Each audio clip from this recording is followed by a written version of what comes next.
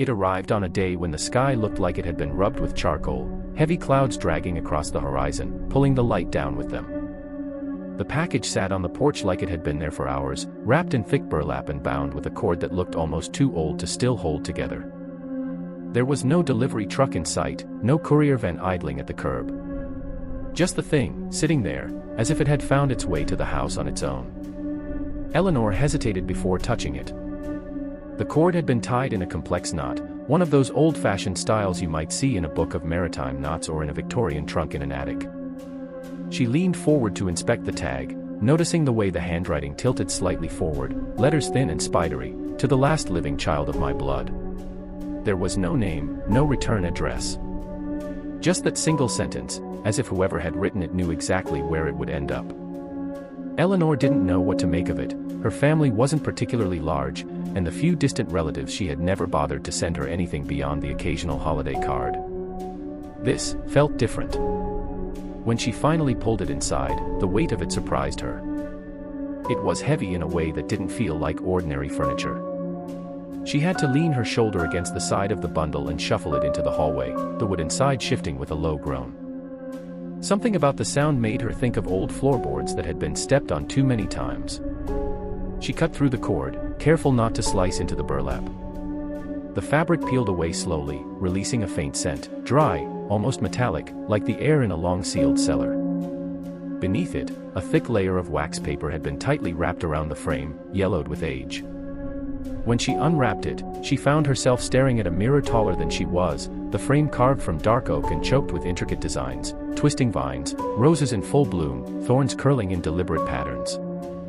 Every inch of it seemed to have been touched by the hands of a craftsman who wanted it to mean something, though Eleanor couldn't quite tell what. The glass was perfectly smooth, without a scratch or a speck of dust, despite the antiquated wrapping. Her own reflection looked back at her, but the house seemed darker in the glass than it was behind her. It wasn't just a trick of the light, the hallway in the reflection looked deeper. She leaned in, peering past her own shoulder, as though she might see something lurking in the distant shadows of its world. A faint sound interrupted her, the grandfather clock in the living room chiming 3 times, though she could have sworn it was nowhere near the hour.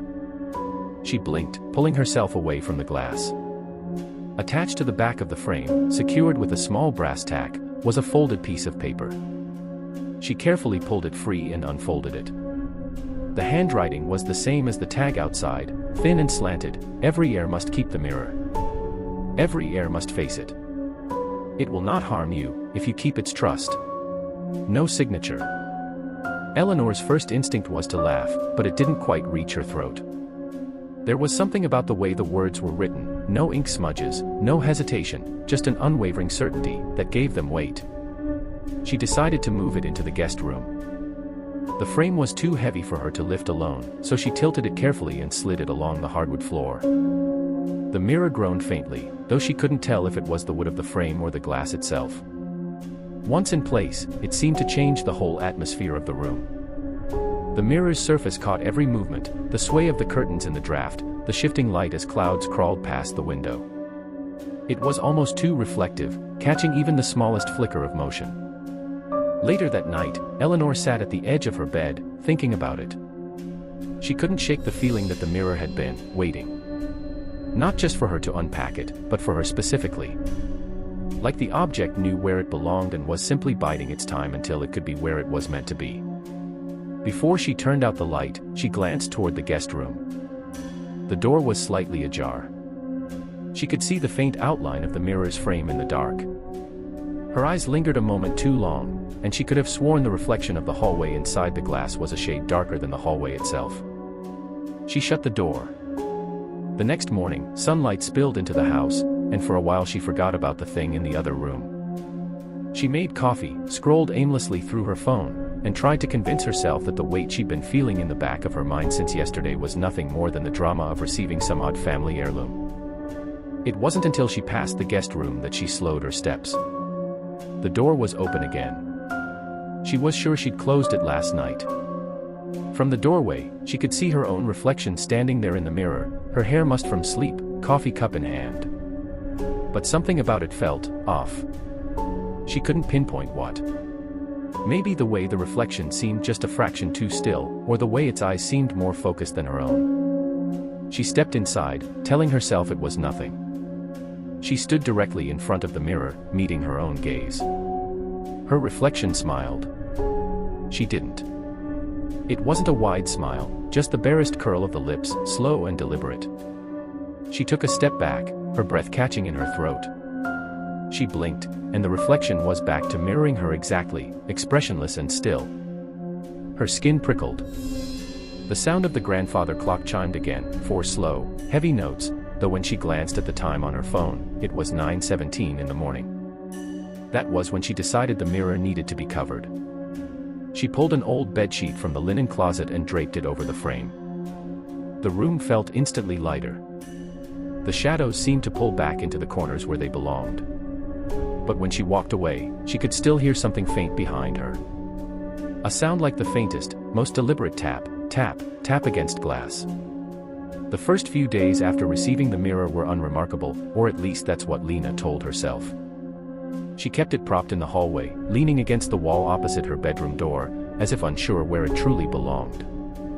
She hadn't meant to keep it there, it was only supposed to be temporary until she found a proper spot. But somehow, each time she thought about moving it, a quiet reluctance pressed against her mind, an inexplicable resistance that made her decide to leave it for now.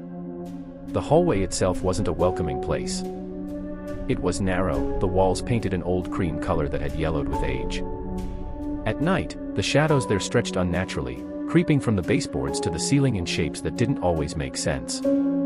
Her bedroom door and the mirror faced each other directly, so each morning when she stepped out, she caught her own reflection immediately. Or at least, she thought it was her. It began one morning, in the blur between waking and being fully conscious. She opened her bedroom door, hair messy, eyes still heavy with sleep, and glanced at the mirror. She saw herself, but not quite, something was, half a breath off. She had stepped into the hallway, but her reflection had not yet moved. It was subtle, almost imperceptible, like the tiniest delay in a poorly synced video. The moment her mind registered it, the reflection caught up, moving perfectly in time again. Lena froze, staring at herself. The rational part of her brain tried to dismiss it as sleepiness, a trick of the light, or her still adjusting eyes. But something in the pit of her stomach tightened. She stepped closer to the mirror, peering into it. Her reflection stared back, every detail intact, the curve of her jaw, the pale scar under her lip, the faint smudge of mascara from yesterday. Nothing seemed wrong. Yet the sensation lingered, clinging to her like static. That night, she avoided looking directly at it. When she passed through the hallway, she kept her eyes down, focusing on the floorboards, telling herself it was just a stupid piece of furniture. But avoidance only made it worse. By the third day, she was checking it obsessively, testing it like an experiment. She'd wave her hand quickly and watch the reflection. She'd blink. She'd turn her head sharply to see if the glass would falter again. For hours, nothing happened, until she let her guard down. She had been scrolling through her phone, standing in front of the mirror absent-mindedly. The light in the hallway was dim, coming from a single overhead bulb that hummed softly. Without thinking, she raised her free hand to rub her temple. Out of the corner of her eye, she saw her reflection's hand already at its temple, half a second before she actually touched her own skin. She dropped her phone. The clatter echoed through the hallway, but she didn't flinch. Her eyes were locked on the glass. Her heart began to thud heavily, and the shadows behind her reflection seemed to deepen, as if they were thicker inside the mirror than they were in the real hallway. She stepped back, pulse quickening. And then, something she couldn't explain happened. The reflection tilted its head to the side, slowly, deliberately, though she herself was standing perfectly still. Lena's breath caught in her throat. She blinked hard, trying to make sense of it. And just like before, the image snapped back into perfect synchronicity, as if nothing had happened. She ran to her bedroom, slammed the door shut, and leaned against it, her chest rising and falling. She told herself she was imagining things, that she was tired, stressed, overworked. But deep down, she knew this wasn't tiredness. Mirrors don't make mistakes. Over the next few days, the glitches became more frequent. Sometimes her reflection would lag, a tiny delay that was almost unnoticeable unless she was paying attention. Other times, it would get ahead of her, anticipating movements before she made them. But the worst was when it began to do things she wasn't doing at all, small, subtle differences at first. A blink she didn't make. A faint smile she wasn't wearing. She began keeping the hallway light on at night, as if brightness could anchor reality. But one evening, just before midnight, she stepped into the hallway to get a glass of water. The house was silent, and the warm glow of the light spilled across the floor. She tried not to look at the mirror, but as she passed, she caught sight of movement. Her reflection was standing exactly where she was, but its chest was rising and falling faster, like it was breathing heavily. Lena stopped. The reflection's lips parted, as if to speak. Her own mouth stayed closed. She backed away slowly, her skin crawling. This time, the reflection didn't follow her movements immediately. It stayed still, watching her retreat. Only when she turned away fully did it move again, catching up like an actor resuming their lines after missing a cue. She didn't sleep that night. She kept her door locked, though the mirror was just outside in the hallway. Every creak of the house sounded like a footstep approaching. Every flicker of shadow under her door made her pulse race. She thought about covering the mirror, throwing a blanket over it like they do in movies, but some instinct deep inside whispered that covering it wouldn't help. Whatever was in that glass didn't need her to see it to be there. The next morning, she noticed something new. When she stepped out of her bedroom, the reflection's eyes were not looking at her face. They were focused slightly over her shoulder, into the space behind her. And when she whipped her head around to see what it was looking at, there was nothing. Nothing except a strange chill in the air, as if the hallway had just exhaled. It was late afternoon when the light in the room began to turn golden, the kind of hour where dust particles seemed to float like tiny worlds, drifting lazily in a sunbeam.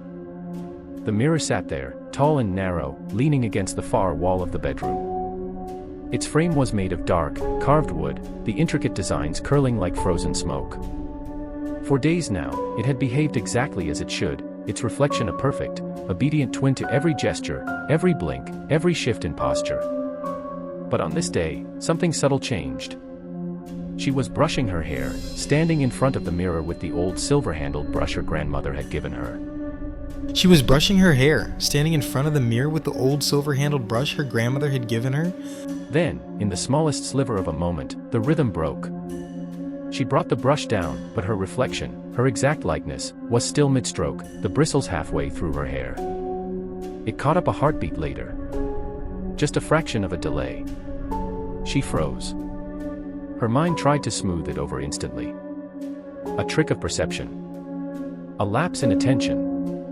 Maybe she had been distracted, and her brain had scrambled the timing. But the air in the room felt heavier somehow, as if the moment itself had weight. She lifted her left hand slowly and touched her face. In the glass, the reflection did the same, but her fingertips grazed her cheek first. Theirs followed, almost imperceptibly late. She dropped her hand, pulse quickening. It's fine. It's nothing. But then she noticed something else. Her reflection's eyes seemed locked just a little too directly on hers. Usually, when someone looks into a mirror, there's that slight disconnection in focus. Your eyes never truly meet, they just appear to. But now it felt different. As if the other version of her wasn't looking at her own reflection at all, but directly at her, through the glass, into the real room. She stepped back. So did it, a half-second late.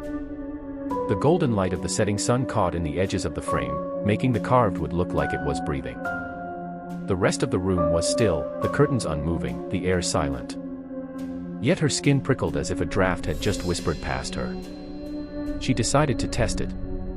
She raised both arms sharply, expecting the reflection to match the sudden motion. It did, almost. The movement was there, but not identical. The speed was wrong. The reflection's arms seemed to rise more slowly, almost reluctantly, as if testing how much it could get away with before she truly noticed. Her mouth went dry. The rules of a mirror are simple. They do what you do. They do it exactly when you do it. There's no lag, no personality, no choice. But here, right now, it felt like the rules were beginning to stretch, as though the glass was not a window at all, but a door. She leaned closer. The reflection leaned too, again with that strange delay, like someone mimicking her rather than a perfect duplicate. Her eyes, were locked in an unblinking stare.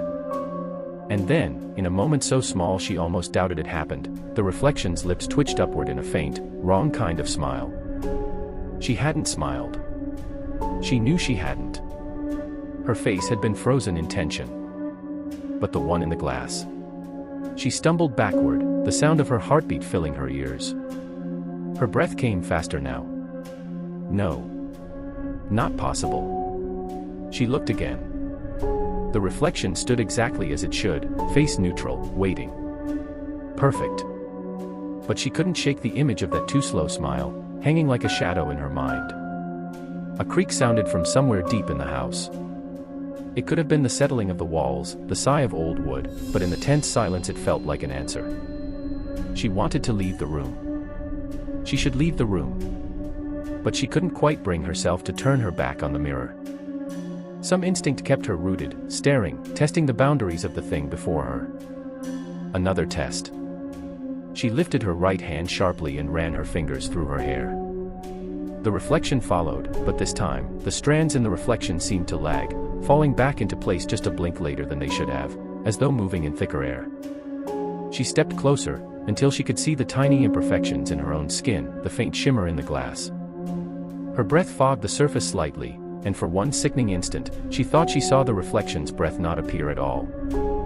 A flicker of movement in the reflection's eyes caught her off guard, not her movement, but something else, like the shadow of a figure passing just behind the glass version of her.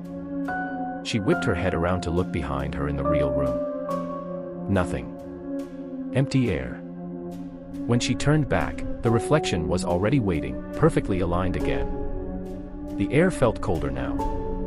She thought about the first rule her grandmother had ever told her when she was little: don't stare into the mirror for too long. She had laughed back then, thinking it was just a silly superstition. But now she wondered if maybe the warning had come from somewhere older, deeper, more primal. She forced herself to look away, just for a second, to break the growing tension. She took one step toward the door. And that's when it happened. From the corner of her vision, she saw movement in the glass, movement she hadn't made. She spun back toward it. Her reflection was still standing where she had left it, except its head was tilted ever so slightly to the side. Her own head was straight. It was looking at her the way a curious stranger might, half recognition, half something else entirely. For a long moment, neither of them moved. She felt the second stretch into something unnatural. Then, with that same almost human slowness, the reflection straightened its head, catching up to her position as if nothing had happened. She backed toward the door now, no longer caring about breaking eye contact. Her fingers fumbled for the doorknob. But before she could turn it, a small sound drifted from the glass, so faint she might have imagined it. A whisper. Her name. The morning light seeped through the curtains like diluted honey, soft and slow, casting a lazy glow over the bedroom. Evelyn sat up in bed, groggy, the remnants of uneasy dreams still curling at the edges of her mind. She had almost managed to forget the strange thing that happened last night, the reflection tilting its head just a hair too soon, that impossible, unsettling lag between her movements and its mimicry. Almost. But the memory returned the moment her eyes landed on the mirror. It was quiet in the apartment, the kind of stillness that pressed against your skin. Her phone sat silent on the nightstand. No buzzing, no calls. The city outside was already awake, distant hums of cars, muffled footsteps, but here, it was as though the air was holding its breath. Evelyn swung her legs over the bed and padded toward the mirror, feeling that same, irrational pull to check, to see, to prove to herself it was fine. She stood in front of it. Her own face stared back, pale and faintly puffy from sleep. No tricks. No delays. She even waved, slowly. The reflection followed perfectly, matching her timing exactly. Relief dripped into her like warm tea on a cold day. Then she smiled, just a soft, sleepy upturn of the lips. And her reflection smiled wider. It wasn't dramatic. Not a gaping grin, not something grotesque. Just slightly too wide, a shade too eager, the muscles at the corners of the mouth pulling upward in a way Evelyn herself hadn't done. It was like watching a friend laugh at a joke you hadn't told yet. The difference was subtle, almost ignorable. Almost. She froze, breath snagging in her throat. The reflection didn't. Its smile deepened just a little further before falling back into neutrality, as if it were slipping a mask back on. Evelyn tried again, raised her eyebrows this time, testing it. The reflection mirrored her perfectly. She frowned. The reflection frowned. It was mocking her, she thought suddenly. She stepped back, heart ticking faster. It was insane, of course. Just sleep deprivation, stress, maybe even a trick of light. Her bedroom was dim, after all. Mirrors could warp expressions, right? But deep down, she knew what she saw. She turned away quickly, refusing to look at it any longer, telling herself she'd make coffee, get her day started, and shake this ridiculous feeling. Still, as she moved around the small kitchen, she couldn't stop thinking about that smile, about the fact that it had seemed pleased. Not in a human way, but in the way a predator might find amusement in being noticed by its prey. An hour later, she found herself back in the bedroom, not even sure how her steps had carried her there. The mirror was still. Harmless. But that pull, God, that pull, was stronger now, as though the thing behind the glass wanted her closer. She forced herself to stand just inside the frame, keeping a safe distance. The thought came unbidden, what if I didn't move at all?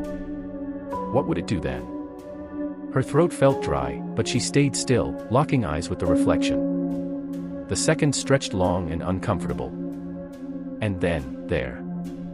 It was almost imperceptible, a twitch at the corner of the reflection's lips, as though it were trying not to break into that same, too wide grin again. Evelyn's pulse thudded painfully in her ears. The smile never came this time. Instead, the reflection blinked first. The room was quiet except for the faint ticking of a clock somewhere in the hall, but in front of the mirror, the air felt thick, heavy, as if the space between her and her reflection had substance. Clara leaned in, her breath clouding the glass slightly, though she barely noticed. She had been staring for minutes now, locked in the same pattern, tilt her head slightly to the right, watch the reflection do the same. Raise her hand slowly, see it rise in perfect synchrony. The game was comfortingly predictable, until it wasn't. She blinked. Her reflection didn't. It was so subtle at first that she almost convinced herself she hadn't actually blinked at all. Maybe it had been a half-blink, a lazy flutter of the eyelids that didn't register. But her eyes burned slightly, telling her she'd closed them fully. And yet, there it was, her face in the glass, eyes wide and unblinking, looking back at her with a strange, unnatural stillness. She forced herself to blink again, quickly this time. The reflection still didn't follow. Instead, it remained frozen, its gaze locked on her with an intensity that made her pulse skip. Her own breath caught in her throat. Then, with a slow, almost mocking delay, the reflection blinked once, too slow, too deliberate, like an actor waiting for their cue. Clara stepped back. The reflection didn't. It remained leaning slightly forward, as if eager, as if trying to be closer. Her thoughts churned rapidly. She told herself it had to be her imagination. Maybe she was just tired. She hadn't been sleeping well lately, not since the mirror arrived. That first night she'd told herself the strange heaviness in her chest when she looked into it was just psychological, just the product of being gifted something so peculiar. But now, watching her reflection lag and move with that deliberate wrongness, she felt the unease turning into something sharper.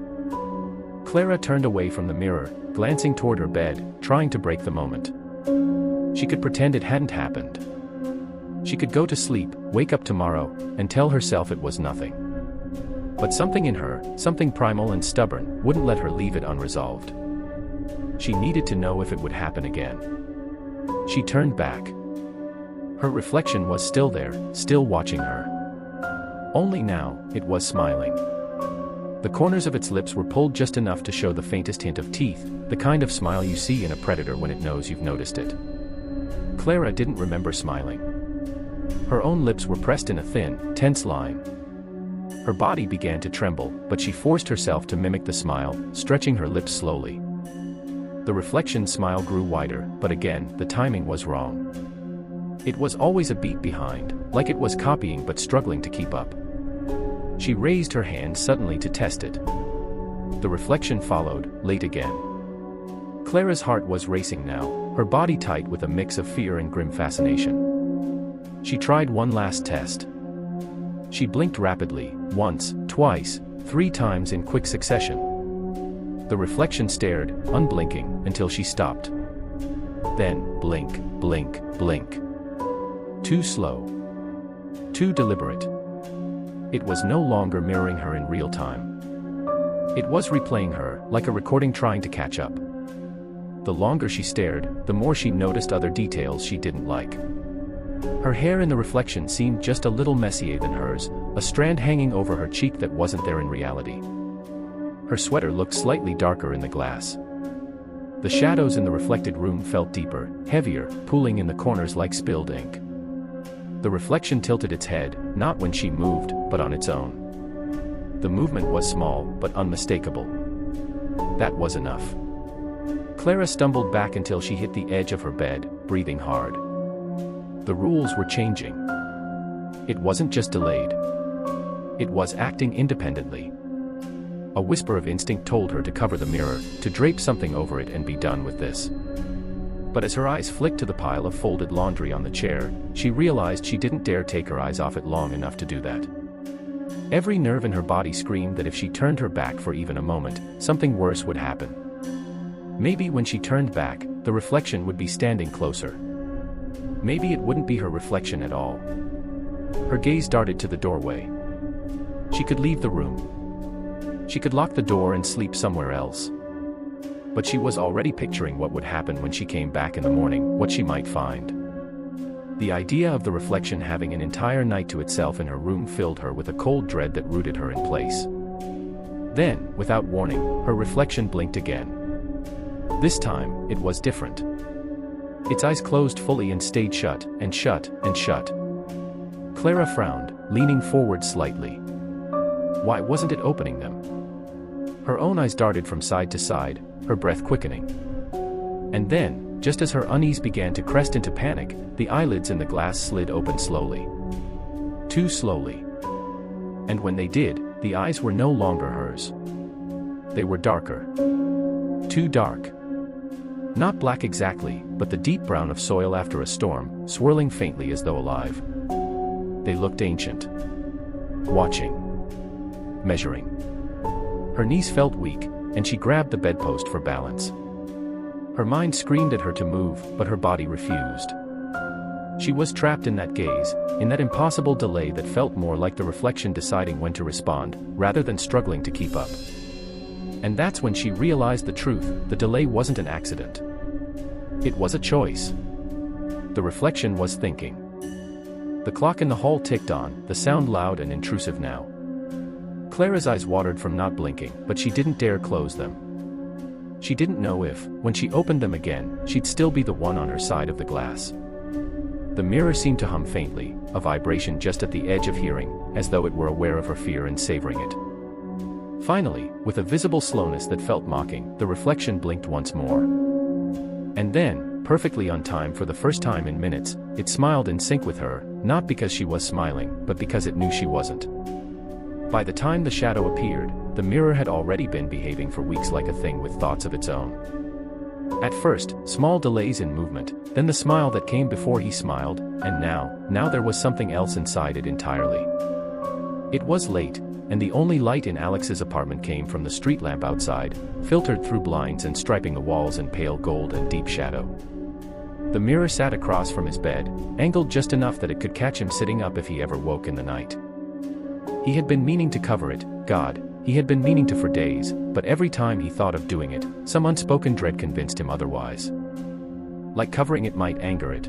Like it might take offense. He was brushing his teeth when he noticed it.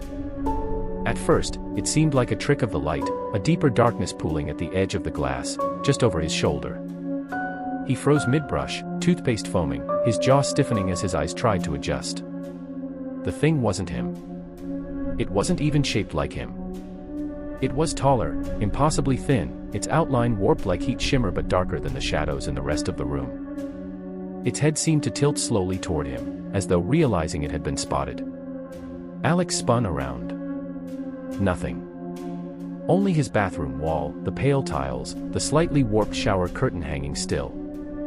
But when he turned back, the shape was still there in the mirror, now closer, its form sharper. It didn't belong to any angle, didn't line up with any object in the room. It was simply inside the mirror, existing parallel to his space but not part of it. He forced himself to blink. And when he opened his eyes, the shadow hadn't moved, but its head had. Tilted the other way now, a slow pendulum of bone-deep mockery. He dropped the toothbrush, toothpaste splattering across the sink, and reached out with one trembling hand toward the glass. The shadow didn't mirror him. Instead, it stepped back, the darkness behind it rippling like disturbed water. Something about that backward step made Alex's stomach knot. It wasn't retreating. It was making room. He yanked his hand back, wiped his mouth, and tried to rationalize. A trick of his tired mind. Maybe a warped reflection of his coat on the rack. Maybe his brain mixing the outlines of objects. But even as he thought it, he knew it was a lie he was feeding himself so he could keep breathing normally. That night, Alex dreamed the shadow stood at the edge of his bed. He didn't remember most of the dream when he woke, only that sensation, the weight of something watching him, pressing down on his chest without touching him. The next evening, it happened again. He walked into the room with the mirror and caught it immediately. This time it was closer to the glass, the faintest suggestion of elongated fingers resting against the inside of the pane. It was as if the thing was waiting for him to arrive. For the first time, Alex noticed that the shadow wasn't actually black, it was deeper than black.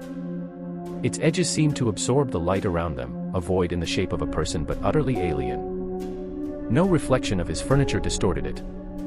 No flicker of movement from the outside world passed over it. It began to move when he moved, but not in a mimicking way. It moved like it was watching him move, adjusting its posture in real time, choosing its own responses. He decided to test it. He raised his hand slowly, its head twitched slightly but it didn't copy him. He stepped to the side, it leaned forward, as though trying to see him from a new angle. Then its arm lifted. Not in sync with his. Not mirroring. It lifted first, like it had decided it was time. The movement was jerky at first, then unsettlingly fluid, the kind of smoothness that made Alex think of something slithering underwater. The elongated hand pressed against the glass again, palm first, then each finger slowly splayed. The glass began to frost over where it touched. The air in the room turned colder, subtle at first, then sharp enough to make his skin pebble. Alex backed away but couldn't look away. He realized he was breathing too shallowly, afraid that if he exhaled too hard the sound might break whatever thin barrier existed between them. Then the shadow leaned in closer, and for the first time, Alex saw something in its head shape shift, 2 points of faint, dull light, where eyes should be. He bolted, running to his bedroom and slamming the door. He sat there for hours, listening, feeling the cold air slowly creep under the doorframe until it reached his toes. The next morning, he woke to find the mirror tilted slightly toward his bedroom door. It started with a sound so soft that at first I thought it was in my head, a faint tick, tick, tick, like a long fingernail brushing glass.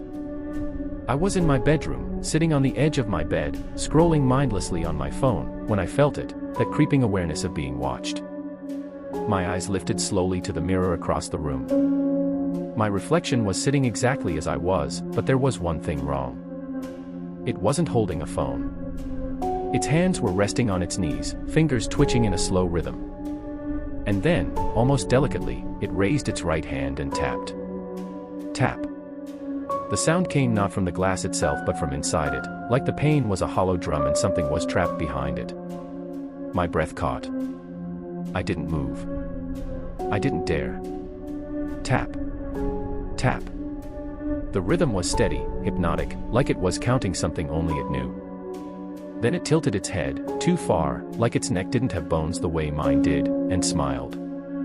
That same wide, unnatural smile I'd caught in other moments before, but now there was something else in its eyes.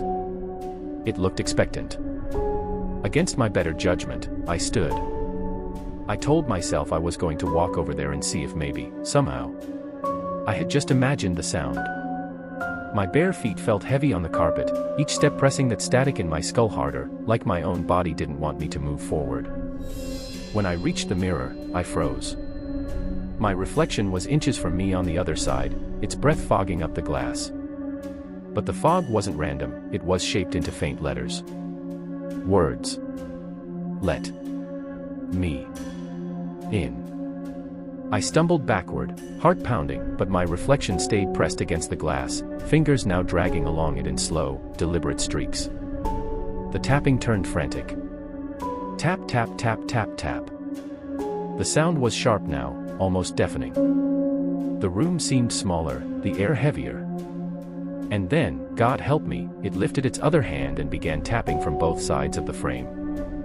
Not the glass anymore, but the wooden edges of the mirror, like it was trying to find a weak point. That's when I noticed it, the faintest hairline crack starting to form near the top. It spread slowly, like a spider web, and with every tap it deepened. I backed away until I hit the wall, my phone still clutched in my hand, but when I glanced down to call someone, anyone, the screen was black. Dead. When I looked up again, my reflection was gone. The glass was perfectly still, unbroken. But in its place, deep in the shadowed corner of the mirrored room, something was moving toward me.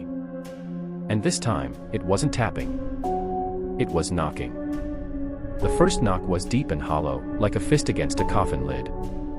I felt it more than I heard it, a vibration through the floorboards, the walls, even my ribs. I froze, staring at the mirror. There was nothing there now, just my own pale, wide-eyed face staring back. But the sound came again. Knock. Not from the glass this time. From behind it. The mirror's surface shivered faintly, as though water rippled beneath the silver. The knock grew louder, more insistent, 3 in a row now. Knock knock knock. Each one seemed to push the surface outward, just a little, like something on the other side was testing the barrier. My breath was ragged. I took a single step forward, not because I wanted to, but because it felt like the air itself was pulling me closer. As I approached, the faint fog of breath appeared on the glass again, but there was no reflection this time, only darkness stretching endlessly behind the pane. The knock shifted.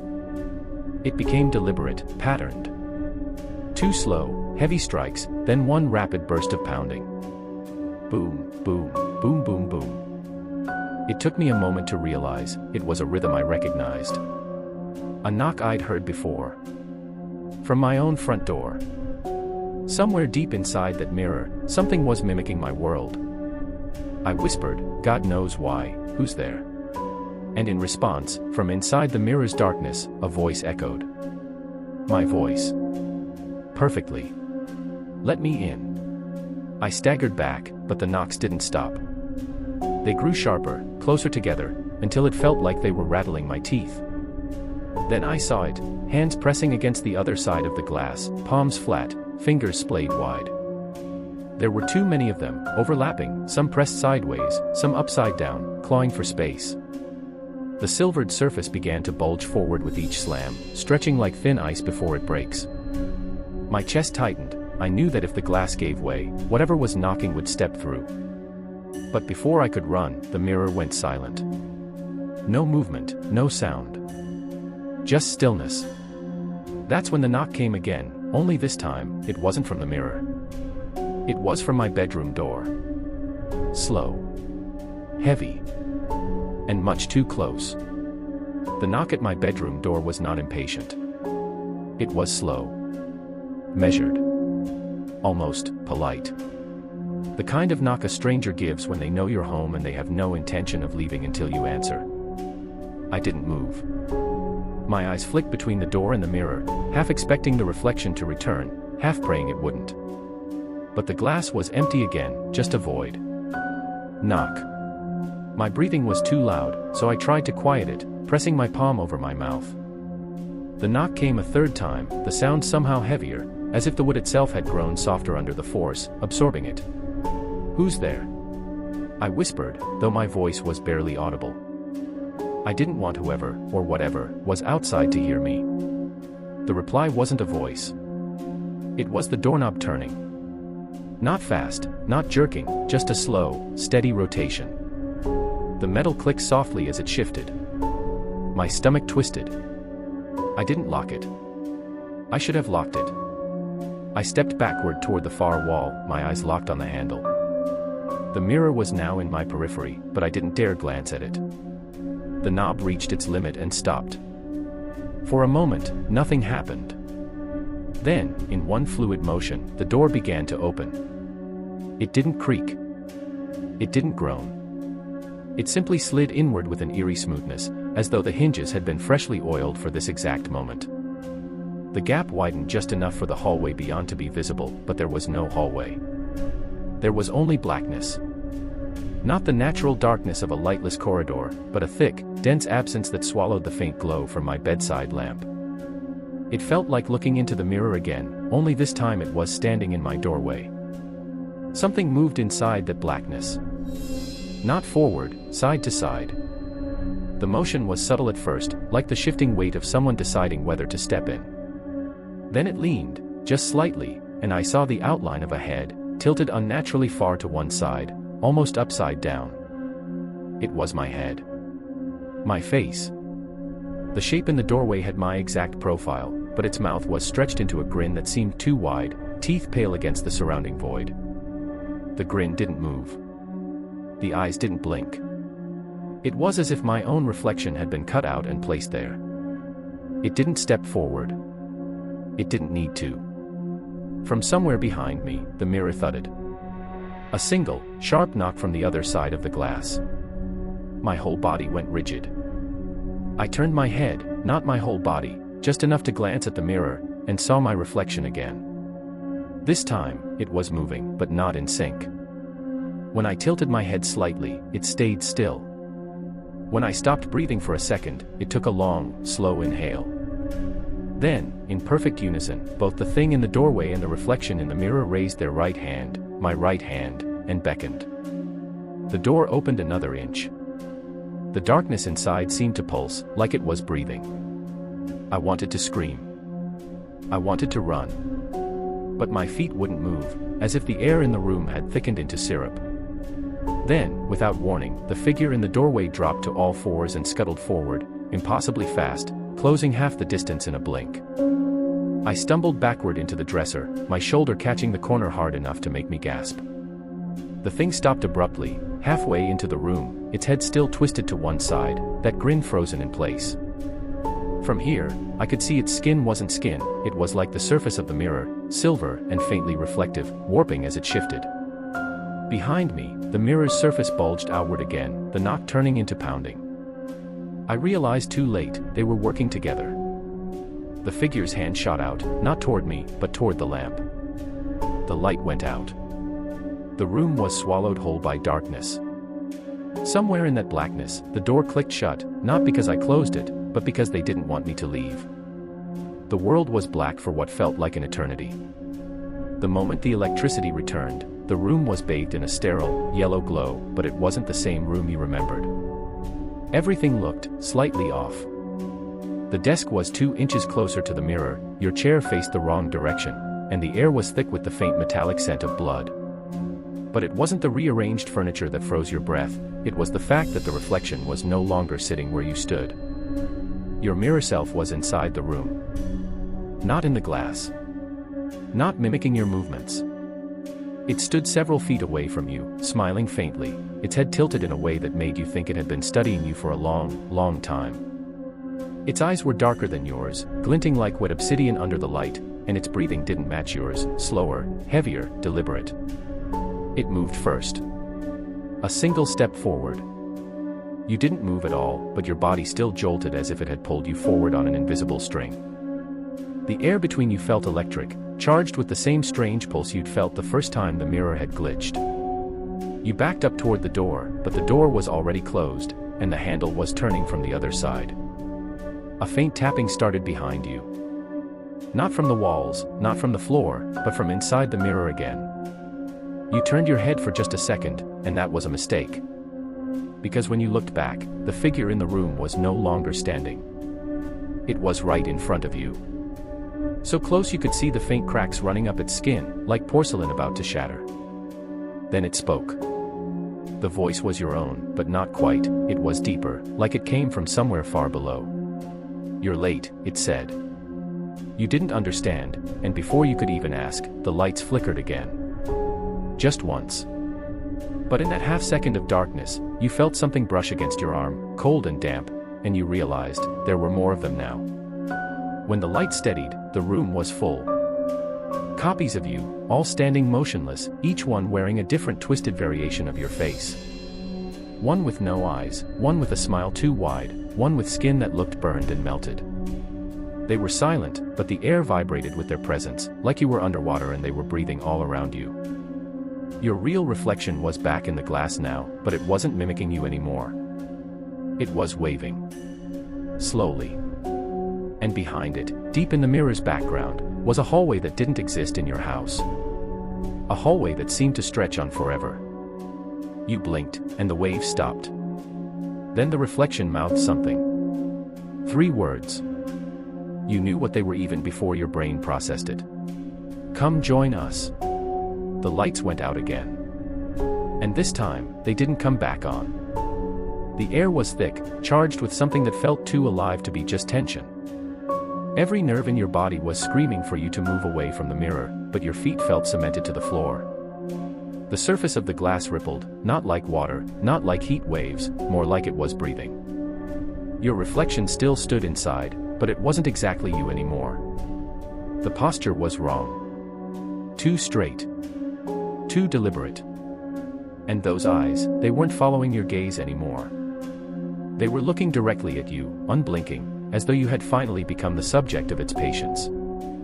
A thin cracking sound splintered the silence, so faint you thought it might have been a joint in your neck until you realized it came from the glass itself. The cracks didn't spread outward like broken glass would.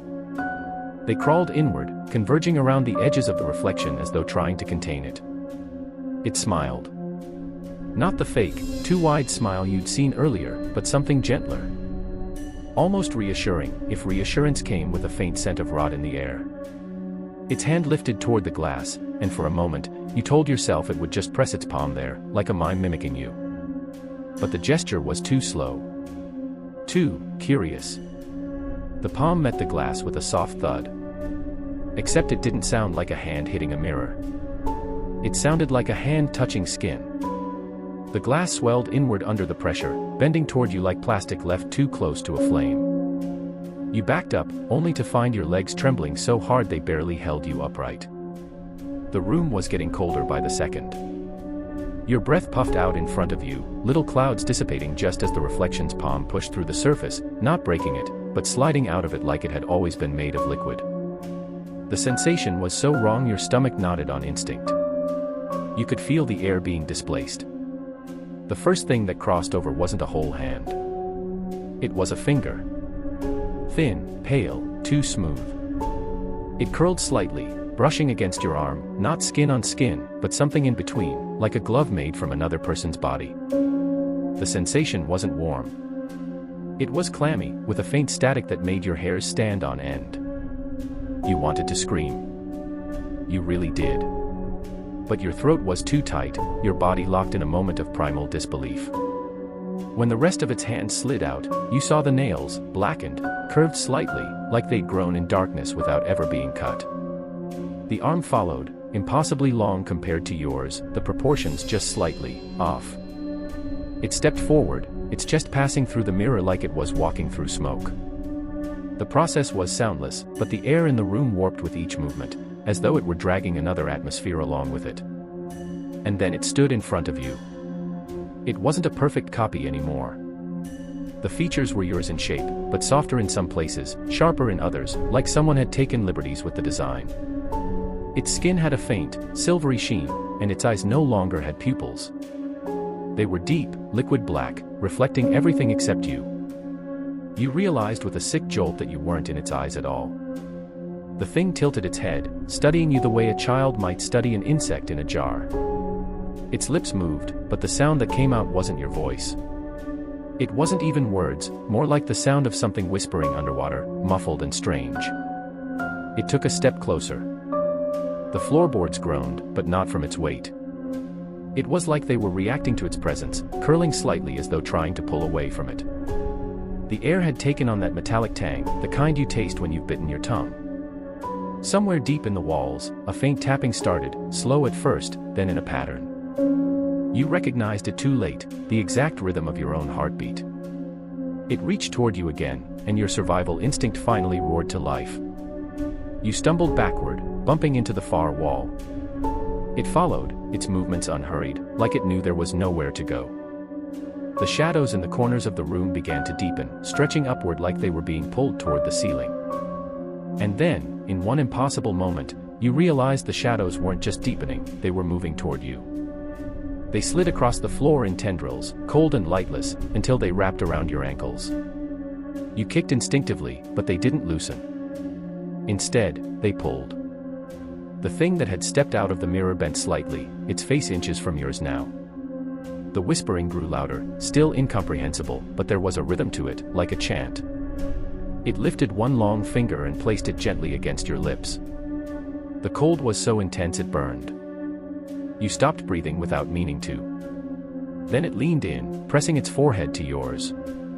The moment your skin touched its, you saw, no, felt, images that weren't yours flooding your mind. Rooms that were exact copies of yours but wrong. The walls were covered in peeling, blackened wallpaper. The floor was wet, slick with something you couldn't name. And the mirror, your mirror, was still there, but empty. Waiting. When it pulled away, you gasped for air, shoving against its chest with all your strength. It didn't move. Instead, it simply stepped aside, gesturing toward the mirror. And you understood with bone-deep certainty, it wasn't trying to escape the mirror. It was trading places. The tendrils tightened, pulling you forward. Your heels scraped against the floor. You tried to grab the edge of the bed, the dresser, anything, but your fingers slid right off. The closer you got to the mirror, the more the surface began to shift again, rippling in anticipation. It stood beside the glass now, watching with those bottomless black eyes. Its lips moved one last time, forming a single word you couldn't hear but somehow knew meant mine. The last thing you felt was the cold. Not just on your skin, but in your chest, in your bones, in the back of your skull. The moment your face touched the mirror's surface, the world folded in on itself, light dimmed, air thinned, sound vanished. When you opened your eyes, you were standing inside. The glass was solid from this side.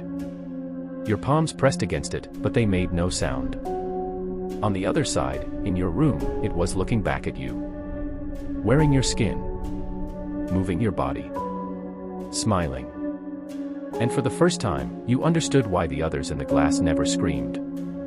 They couldn't. The first thing you notice when you wake is that your pillow smells wrong.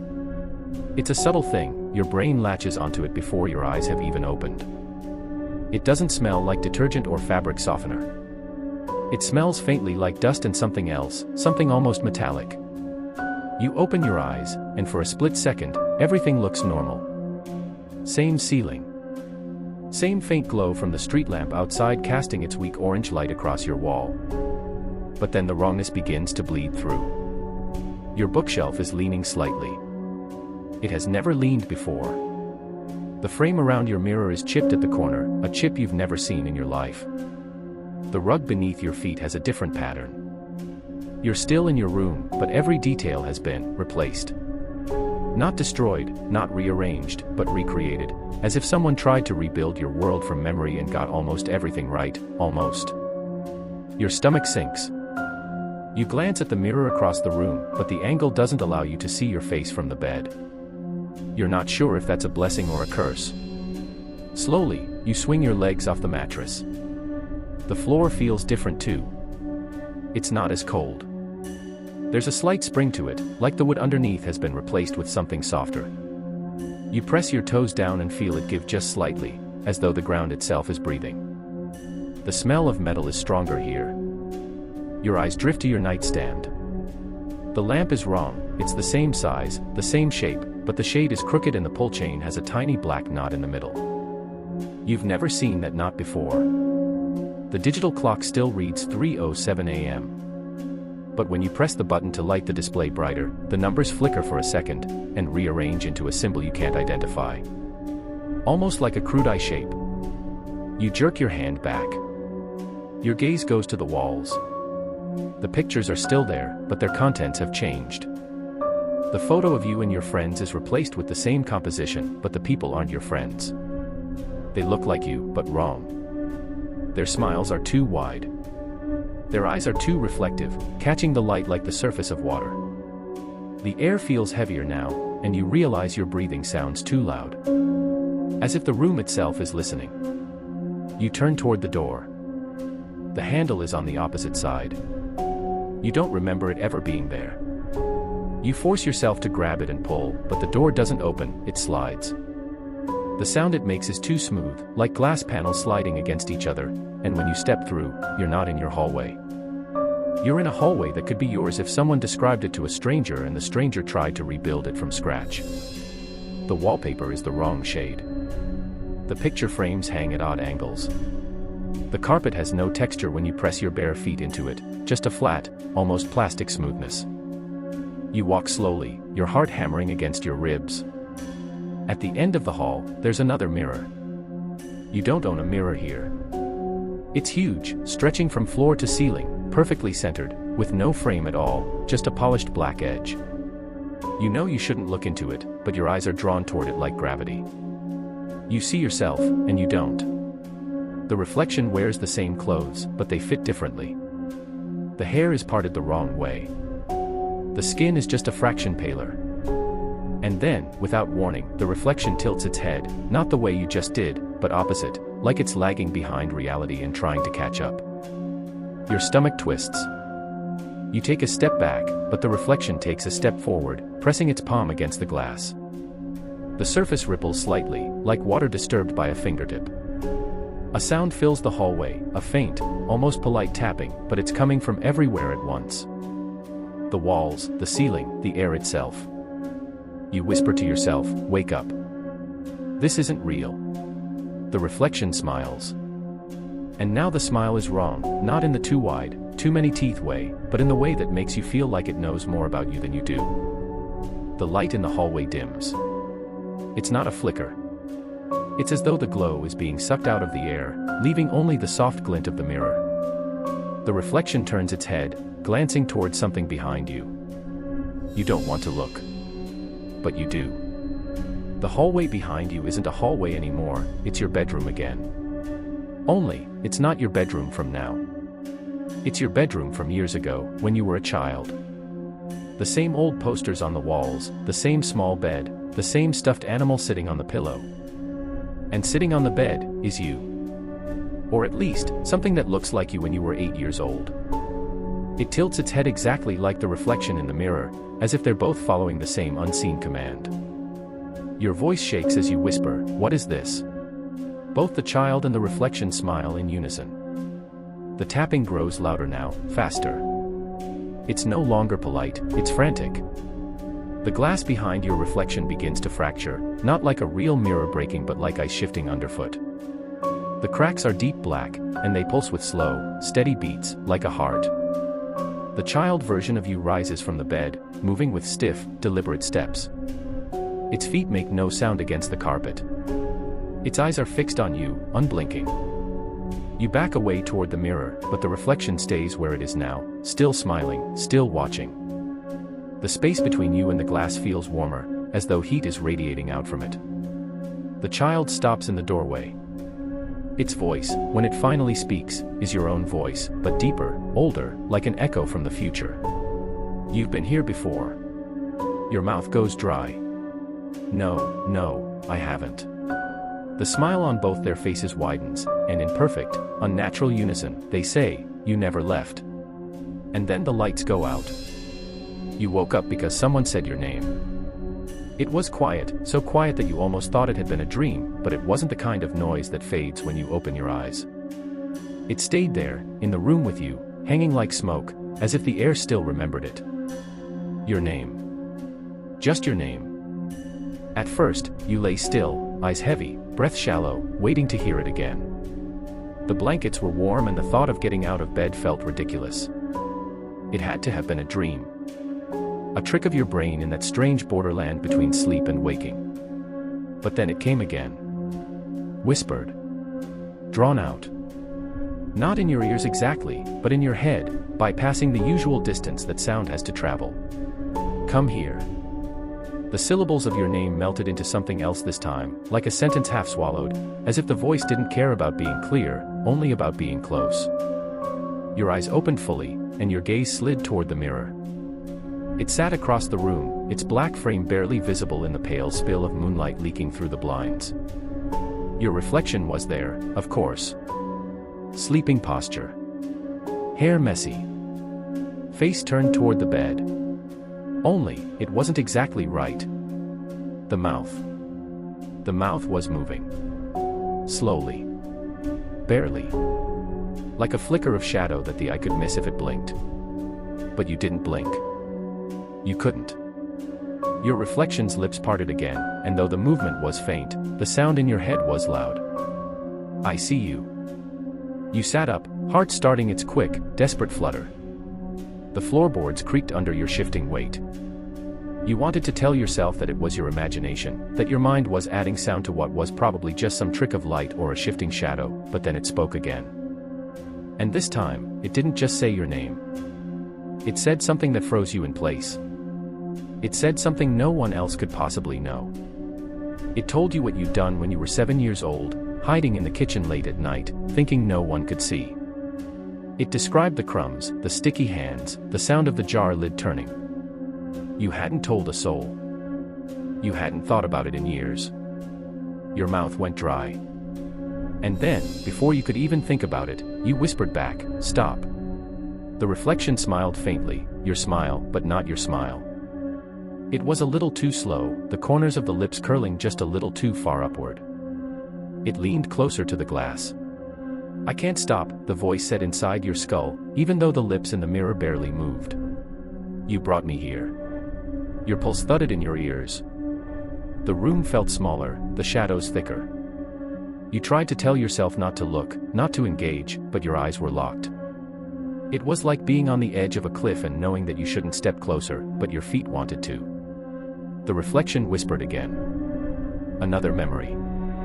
Another thing you'd never told anyone. This one darker. This one something you wished you could erase.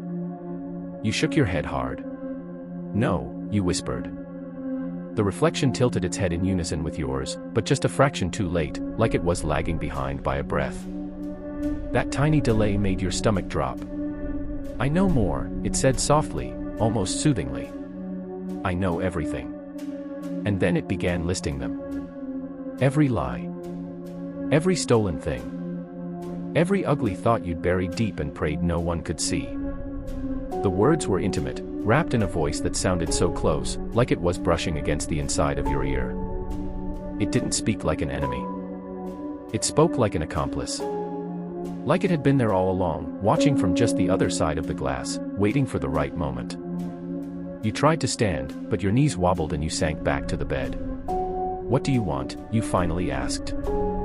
The reflection's eyes gleamed. Not brightly like light catching glass, but sharply, like the shine of wet stone in darkness. "Come closer," it said. You shook your head again. Its mouth stopped moving. For a moment, there was silence, so thick and deep it made you think maybe you'd broken whatever connection there was between you. Then the whisper came again. Louder this time. More insistent. "Come closer." The air in the room shifted, colder now, as though something had opened a door somewhere. You could feel it, drafts threading along your arms, the faint shiver that crawled up your spine. When you didn't move, the reflection's smile changed. It thinned. "Don't make me come to you," it said. That sentence landed in your chest like ice water. You glanced toward the window, the door, anywhere but the mirror. Your breaths came faster, shallow, but the sound kept threading into your mind no matter where you looked. You reached for your phone. The screen's glow felt like the only safe light in the world right now. But when you looked back at the mirror, your reflection wasn't sitting on the bed anymore. It was standing. Standing where you should be sitting. Still smiling. And leaning closer. closer, it whispered again, but now the sound came not just from inside your head, but faintly, impossibly, from behind you. You spun around, but there was nothing there. Nothing except the quiet, and the sense that the mirror's surface wasn't as flat as it used to be. You lean closer, every instinct screaming that you shouldn't, yet your body moves as if some unseen hand is guiding you. The glass now seems to pulse gently, as if there's a slow heartbeat trapped within it. You realize it's not your reflection breathing, it's the mirror itself. Every rise and fall of that surface matches an exhale you can't hear but somehow feel brushing against your skin, warm and damp like someone is on the other side, leaning close, matching your posture. The frame creaks as though expanding and contracting with each breath, and you swear you catch the scent of something unfamiliar, old paper, wet stone, and a faint metallic tang like coins held in the mouth. Then, between one blink and the next, the surface stretches outward, not shattering, not cracking, just bulging, forming the faint shape of a forehead, the ridge of a nose, the curve of lips. It retreats before fully breaking the surface, leaving behind only ripples. But those ripples don't vanish, they keep moving, almost like the glass is restless. The air in your room thickens, heavy enough to make you dizzy. You can't tell if you're swaying toward the mirror or if it's leaning toward you. And then, without touching it, you feel your own breath sinking with its rhythm, until you can't remember which breath is yours and which belongs to the thing behind the glass. You don't know when you started holding your breath, only that the mirror hasn't. Its pulse is quicker now, its breathing shallow but urgent, like it's anticipating something. The glass no longer reflects you clearly, your face is distorted, pulled at the edges as though the surface is stretching toward you in invisible threads. A low vibration hums through the floor, through your bones, until it feels like your heartbeat is no longer yours to control. Then the breathing stops. The stillness is so sudden it makes your ears ring. You stare at the mirror, and the mirror stares back, or rather, the thing behind it does. For the first time, you see the eyes. They're not quite yours. Too dark. Too deep. They look like they're remembering you from somewhere. The lips on the other side twitch, and though they don't open, you hear a whisper in your own head, exhale. Your body obeys before your mind does.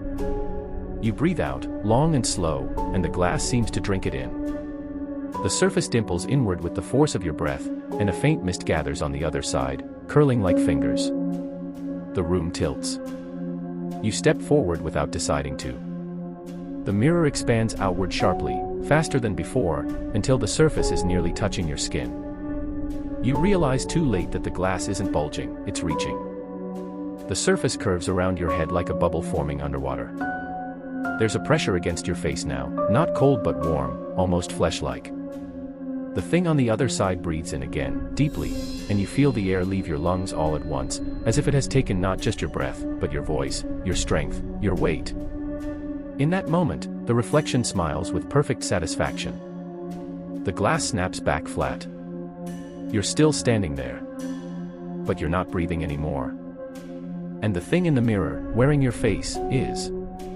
And the thing in the mirror, wearing your face, is.